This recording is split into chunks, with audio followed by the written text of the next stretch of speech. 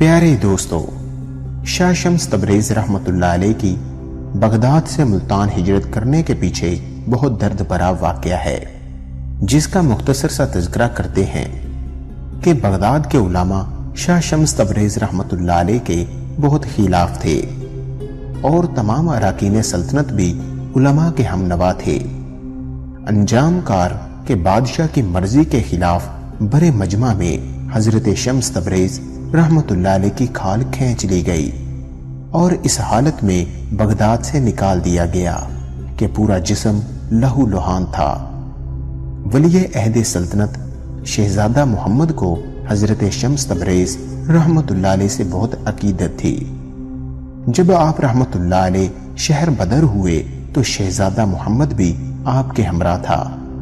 رخصت ہوتے وقت اس نے اپنے امرائے سلطنت کو مخاطب کرتے ہوئے کہا تھا، جس ملک میں حضرت شمس تبریز رحمت اللہ علیہ جیسے صاحب کمال کے ساتھ یہ سلوک کیا جائے وہ ایک لعنت کدہ ہے، اور میں اس لعنت کدے میں سانس لینا بھی گناہ سمجھتا ہوں۔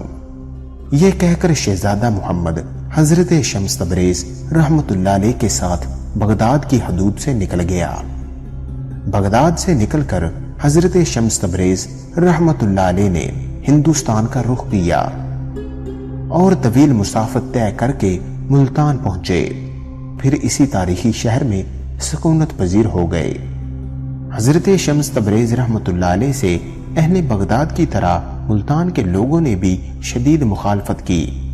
ایک بار یوں ہوا کہ حضرت شمس تبریز رحمت اللہ علیہ کو گوشت بھوننے کے لیے آگ کی ضرورت پیش آئی۔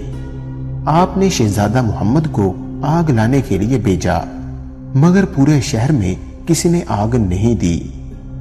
ایک سنگ دل شخص نے شہزادے کو اتنا مارا کہ اس کے دلکش چہرے پر زخموں کے نشانات ابھر آئے۔ یہ کیا ہے؟ حضرت شمس تبریز رحمت اللہ علیہ نے شہزادے کی طرف دیکھتے ہوئے کہا، تم تو آگ لینے گئے تھے۔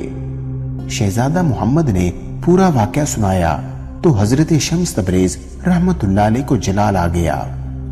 آپ رحمت اللہ علیہ نہایت غصے کی حالت میں اپنی خانقاہ سے نکلے۔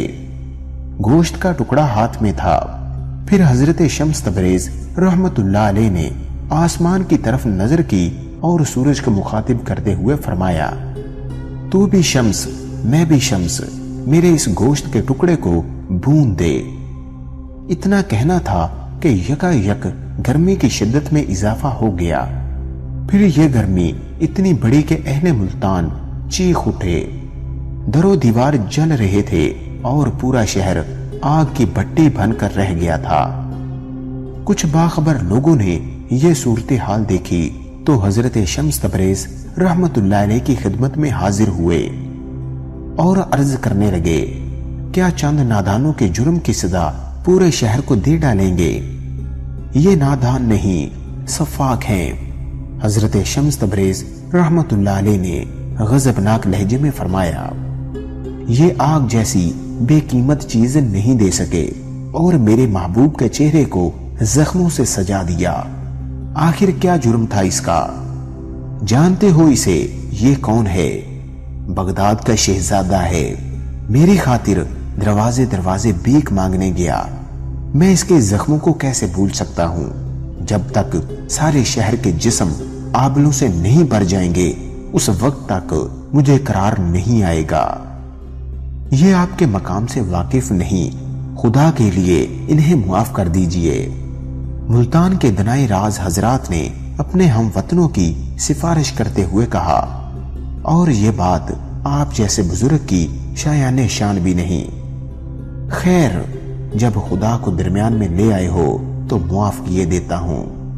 حضرت شمس تبریز رحمت اللہ علیہ نے مقامی لوگوں کی جماعت سے فرمایا اور پھر سورج سے مخاطب ہوئے، اپنی حرارت کم کر دے، پتہ نہیں یہ لوگ روز حشر کی گرمی کو کیسے برداشت کریں گے۔ آپ کا یہ فرمانا تھا کہ سورج کی حرارت اعتدال پر آ گئی۔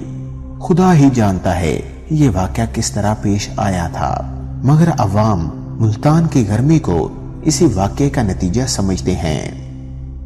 امید کرتے ہیں کہ آج کا واقعہ آپ کو پسند آیا ہوگا۔ اگر اچھا لگا ہو تو برائے مہربانی واقعہ کو لائک کرنا اور اپنے دوست احباب سے شیئر کرنا مت بھولیے۔